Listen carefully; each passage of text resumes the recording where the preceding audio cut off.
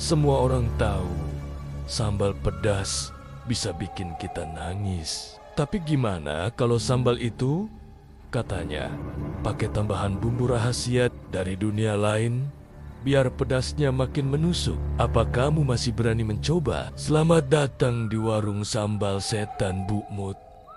Tempat di mana rasa pedas bukan cuma soal cabai, tapi konon ada bantuan dari makhluk tak kasat mata.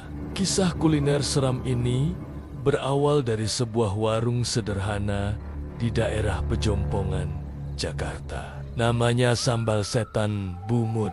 Dari namanya saja sudah bikin merinding kan? Warung ini terkenal bukan karena tempatnya yang mewah, tapi karena sambalnya yang legendaris, yang katanya pedasnya sampai ke ubun-ubun.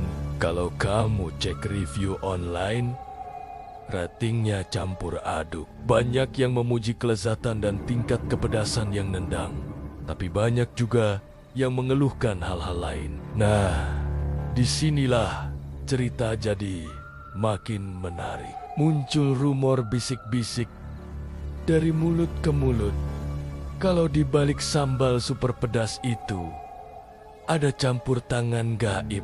Ada yang bilang pakai ludah kuntilanak biar rasanya makin menggigit. Ada juga yang yakin ini semua karena pesugihan atau penglaris, mitos atau fakta. Yang jelas, rumor ini justru bikin orang makin penasaran. Apa benar rasa pedasnya bukan sekadar cabai, tapi ada sesuatu yang ikut meraciknya dari alam sebelah? Kepercayaan tentang penglaris dalam dunia kuliner di Indonesia itu sebenarnya bukan hal baru. Sudah jadi rahasia umum.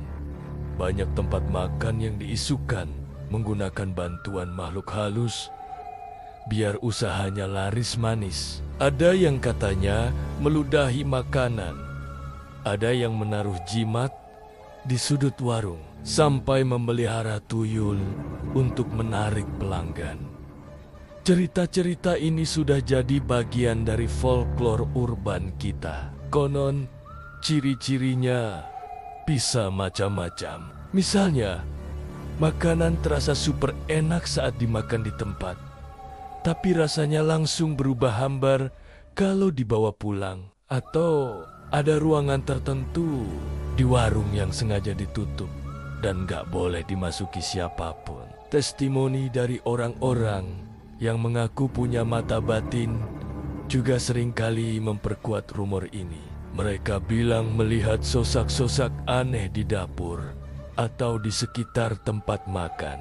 Di Sambal Setan Bu Mut, cerita ini jadi bumbu utama yang membuat warungnya makin terkenal. Entah benar atau tidak, budaya kita yang masih kental dengan hal-hal mistis membuat cerita seperti ini sangat mudah dipercaya dan menyebar luas. Oke, sekarang kita lupakan dulu soal cerita gaibnya. Saya mau ajak kamu merasakan langsung sensasi makan di sini. Begitu pesanan datang, aroma cabai yang digoreng langsung menyengat hidung. Suara minyak panas yang mendesis di wajan beradu dengan bunyi ulekan yang menumbuk cabai dengan cepat. Asap tipis mengepul dari cobek panas, membawa hawa pedas yang bikin mata sedikit berair. Satu suapan pertama dan boom, mulut rasanya seperti terbakar. Pedasnya bukan cuma di lidah, tapi menjalar sampai ke tenggorokan dan telinga. Keringat langsung bercucuran deras, padahal ruangan gak panas-panas amat. Anehnya, meski mulut rasanya sakit dan panas, ada sensasi nagih yang bikin tangan gak bisa berhenti menyuap. Rasanya seperti ada yang memanggil untuk terus makan. Padahal otak sudah teriak-teriak minta berhenti. Sensasi pedas yang menyiksa tapi sekaligus nikmat ini. Apa mungkin ini efek psikologis karena ceritanya? Atau memang racikan sambalnya yang sekuat itu? Tapi di balik sensasi pedas yang bikin nagih, ada sisi lain yang perlu kita lihat. Banyak ulasan pelanggan yang jujur mengatakan kalau kebersihan warung ini agak kurang terjaga.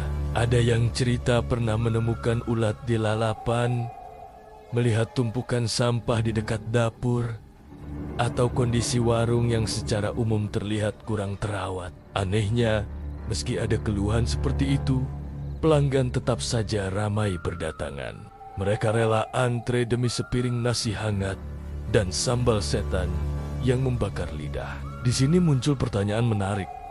Apakah rumor penglaris dan cerita mistis itu justru menjadi daya tarik pemasaran yang efektif? Orang datang bukan hanya untuk makan, tapi juga untuk membuktikan, untuk merasakan pengalaman horor yang dijual bersama sambalnya. Mungkin bagi sebagian orang, sedikit kotor atau suasana yang apa adanya justru menambah kesan otentik dan memperkuat aura mistis dari tempat ini. Jadi, kenapa cerita gaib bisa jadi branding yang begitu kuat untuk sebuah warung makan? Jawabannya ada pada kombinasi beberapa hal. Pertama, ini bisa jadi strategi pemasaran yang tidak disengaja, tapi sangat efektif. Cerita dari mulut ke mulut, apalagi yang berbau mistis, menyebar lebih cepat daripada iklan manapun, terutama di era media sosial.